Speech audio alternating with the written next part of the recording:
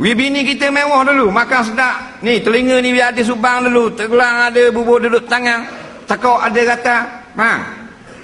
Kasut dia beri hak mewah tu. Barulah kita bazir hak kita. Betul tak? Kerana dia lelah.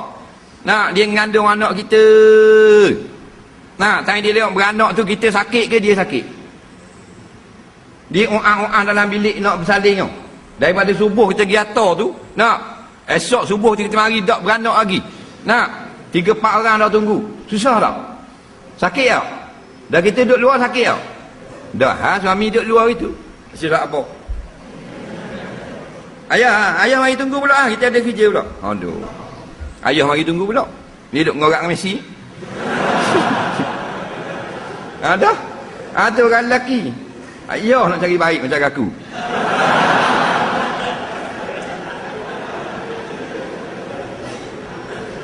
Ada betul. Betul tak? Bila kita berkahwin biar dia mewah.